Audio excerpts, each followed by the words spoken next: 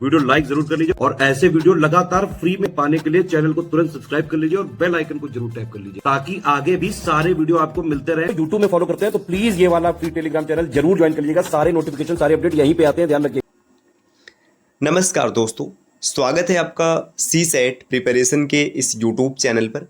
दोस्तों, आज की इस वीडियो में हम लोग यूपी ट्रिपल एससी पीटी के लिए मैथ्स के एक बेहतरीन क्लास का डिस्कशन करेंगे, जिसमें यूपी ट्रिपल एससी आयोग द्वारा अलग अलग परीक्षाओं में पूछे गए मैथ्स के प्रश्नों को देखेंगे। ये क्लास काफ़ी महत्वपूर्ण होने वाला है सभी प्रकार के प्रतियोगी परीक्षाओं के लिए। तो चलिए साथियों, बढ़ते हैं आगे अपने क्लास की ओर।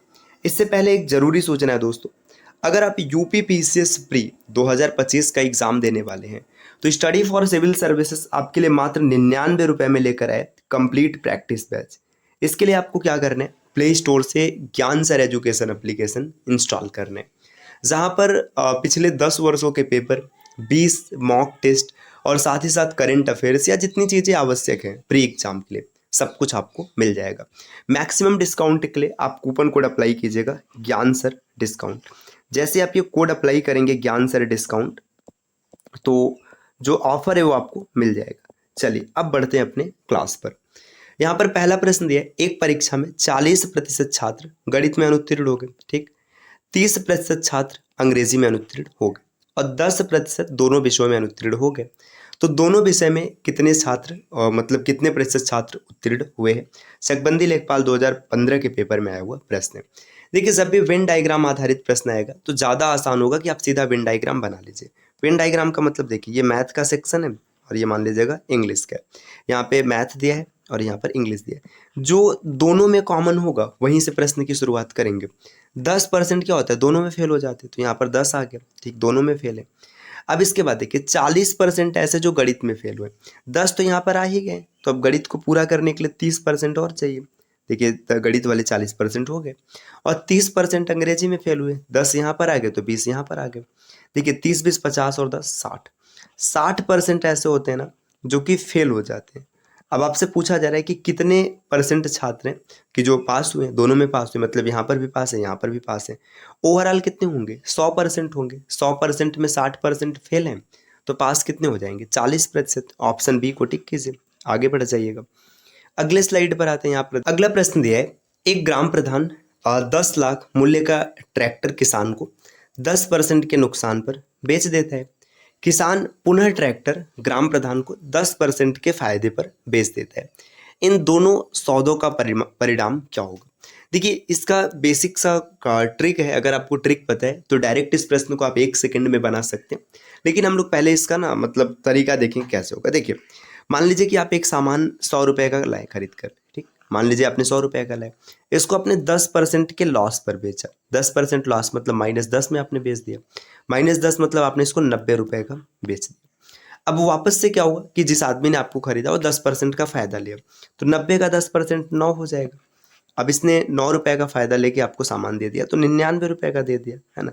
अब इन दोनों सौदे का परिणाम क्या हुआ? देखिए, आपने क्या किया कि 100 रुपये का सामान खरीदा है, ठीक, और लास्ट में फाइनल आपके पास 99 का ही आ रहा है, तो 1% का लॉस आपको होगा, 1% का लॉस रहेगा। तो सीधी सी बात है, ये 10 लाख का अगर 1% देखेंगे तो 10,000 हो जाएगा, है ना। 10,000 का लॉस होता है किसको? ग्राम प्रधान को, क्योंकि शुरू शुरू में भाई मतलब उसने सामान को क्या किया था, 10 लाख का खरीदा था और उस किसान को उसने 9 लाख में बेच दिया और किसान ने 9,90,000 में उसको दे दिया। तो देखिए, ग्राम प्रधान की अगर बात करेंगे तो यहाँ पर शुरू शुरू में इसको 1 लाख नुकसान हुआ था और फिर बाद में 90,000 रुपये का फिर से होता है। तो इसमें ऑप्शन क्या दिया कि किसान को 90,000 की हानि होती। भाई किसान को तो सीधा सीधा फायदा दिख रहा है, ग्राम प्रधान को 90,000 की हानि होती, तो 90,000 की हानि इसमें।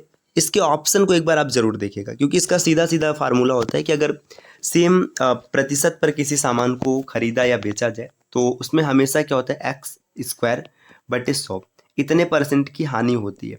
तो यहाँ पर 10 की वैल्यू अगर रखेंगे तो 10 में 100/10 1% की हानि होनी चाहिए। एक बार इसको आप जरूर चेक कीजिएगा। चलिए अगले स्लाइड पर आते हैं। नेक्स्ट यहाँ पर दिया, किसी संख्या और उसके 2/4 के बीच का अंतर 60 है, तो संख्या क्या है? देखिए, संख्या मान लीजिए x हो गया और आधा -x/2 और ये हमेशा आएगा 60। अब कैलकुलेट कर लीजिए आराम से, है ना। यहाँ पे मिलेगा 2x -x/2 बराबर 60। अब यहाँ से आगे बढ़ेंगे तो कितना मिलेगा, 2x -x बराबर 120। तो x की वैल्यू आपको 120 मिल जाएगी, जो कि ऑप्शन ए में है। अगले स्लाइड पर आते हैं, स्लाइड नंबर 4। यहाँ पर दिया है, यदि दो संख्याओं का योग 137 है और उनका अंतर 43 है, तो दोनों संख्याएं क्या होंगी। ये तो बहुत ही आसान सा प्रश्न है। दो संख्या उनका योग 137, मतलब x + y बराबर 137 है और x - y बराबर 43 है। अब यहाँ पे x और y बताना है, तो आप चाहे तो कैलकुलेट करके देखो और चाहे तो डायरेक्ट मतलब ऐसे ऑप्शन से देख लीजिएगा। देखिए, ये जोड़ने पे 137 नहीं मिलेगा, ये भी 137 नहीं मिलेगा, है ना। यहाँ जोड़ने पर एक देखिए, इसको जोड़ेंगे 137 आपको चाहिए, तो 7 7 6 13, लेकिन अंतर 17 का है, तो ये भी ऑप्शन एलिमिनेट हो गया। ऑप्शन बी इसका सही उत्तर बनेगा। अगले स्लाइड पर आते हैं। नेक्स्ट यहाँ पर दिया है, दो संख्याओं का योगफल 14 है और उनका अंतर 10 है, तो इन संख्याओं का गुणनफल निकालें। तो बहुत ही आसान सा प्रश्न है, आप कर लेंगे। संख्याओं का योगफल 14 दिया है, देखिए x + y बराबर 14, ठीक, और x - y बराबर 10। आपसे पूछा जा रहा है कि x × y क्या होगा, तो इसका सही उत्तर क्या होगा, आप कमेंट करके बताइएगा। अगले प्रश्न पर आते हैं। प्रश्न संख्या 6वां यहाँ पर दिया, 90 को ऐसे दो भागों में विभाजित कीजिए कि उनके व्युत्क्रमों का योग 2/25 हो। मतलब 90 को विभाजित करना है दो भागों में, जिनका जो व्युत्क्रम है 2/25 हो जाए। तो इसको आप डायरेक्ट भी कर सकते हैं या ऑप्शन मेथड से भी देख सकते हैं। देखिए, व्युत्क्रम का योग 2/25 होना चाहिए। जैसे 80 और 10 है ना, तो 1/80 प्लस 1/10। अब इसको कैलकुलेट कीजिएगा, 10 × 10 और यहाँ पर 90, मतलब ये मिल गया 90 और बटे 800। देखिए 2/25 आना चाहिए, ये नहीं आया तो ये आंसर नहीं होगा, है ना। 1/75 प्लस 1/15, तो आप लिखेंगे 15 और 75, 90 और गुणे 75 और गुणे 15। अब यहाँ पर इसको कैलकुलेट कीजिएगा। देखिए, अगर 5 से काटेंगे तो 5 से काटने पर 18 आएगा, और यहाँ पर आएगा 5 से काट दिया गया तो कितना आएगा, 15, ठीक। फिर इसके बाद इसे 3 से काटेगा, 3 से काटेंगे तो 3 × 6 = 18 और 3 × 5 = 15। फिर 3 से काटेगा, 3 दूना 6 और 3 × 5 = 15, 2/25। ये ऑप्शन से आपने देखा तो ऑप्शन 75 और 15 पर सेटिस्फाइड हो रहा है, तो यही इसका सही उत्तर बनेगा। नेक्स्ट अगले स्लाइड पर प्रश्न दिया है कि इसका मान आपको बताना है। देखिए, पेट 2022 के पेपर में पूछा गया है। ये बहुत ही बेसिक सा कॉन्सेप्ट है। अगर कॉन्सेप्ट आपको पता होगा तो आप इस प्रश्न को बना लेंगे, और कॉन्सेप्ट नहीं पता होगा तो आप फंस जाएंगे। देखिए, कॉन्सेप्ट क्या है, जब भी ऐसा प्रश्न आएगा रूट के अंदर रूट होगा, या फिर ये समझिए रूट का वर्गमूल करना है, तो आप हमेशा ध्यान दीजिएगा, ये जो सेकंड रूट है इसके बाहर हमेशा 2 रहेगा। अगर 2 नहीं रहेगा तो आप इसे 2 बनाएंगे। जैसे देखिए, आप लिखेगा 9 गुणे, और माफ कीजिए 9 माइनस 2 गुणे 2 और √5। इस 1 2 को अंदर भेज दीजिएगा, तो आप लिखेंगे 9 माइनस, ये अंदर जाएगा तो जोड़े में आ गया 2 और यहाँ पर 20। देखिए 20 मिल गया ना। अब 20 का ऐसा फैक्टर कीजिएगा कि जब भी गुणा किया जाए तो 20 है, लेकिन जोड़ने घटाने पर 9 है, तो 5 4 5 चौका, यहाँ पे कितना हो जाएगा, देखिए 5 चौका 20 और 5 और 4 कितना हो गया, 9 हो गया। तो अब इसके बाद इन सबका रूट कर दीजिएगा। अगर यहाँ पर प्लस रहेगा तो प्लस लगाएंगे और माइनस रहेगा तो माइनस, √5 माइनस √4, तो √5 माइनस 2। इस प्रश्न का उत्तर है ऑप्शन बी। अगले स्लाइड पर आते हैं। नेक्स्ट अगला प्रश्न यहाँ पर दिया है, इसका मान बताना है। ये भी पेट 2022 में आया प्रश्न है। ये पूरी तरीके से स्क्वायर बेस्ड प्रश्न है। आप वर्गमूल कीजिए, इसका उत्तर क्या होगा कमेंट करके बताइएगा। अगले स्लाइड पर आते हैं। 9वां प्रश्न है। देखिए, ऐसा प्रश्न हम लोगों ने पिछले क्लास में किया हुआ था। जैसे 12 है तो 12 का क्या करना है, फैक्टर करना है। ऐसा फैक्टर जिसका डिफरेंस 1 हो, 3 और 4। अगर प्लस होगा तो बड़ी संख्या आंसर है, और माइनस होगा तो छोटी संख्या। यहाँ पर प्लस है तो 4 को टिक कीजिए। नेक्स्ट अगले स्लाइड पर आते हैं। यहाँ पर दिया है, इसका मान बताना है। इसका बस रेशनलाइजेशन करना है, मतलब परिमेयीकरण। परिमेयीकरण क्या होता है, चिन्ह बदलकर गुणा कराना। आप लिखेंगे, देखिए 1 करड़ी में 9 माइनस करड़ी में 8 गुणे करड़ी में 9 और प्लस करड़ी में 8 और बटे में करड़ी में 9 और प्लस करड़ी में 8।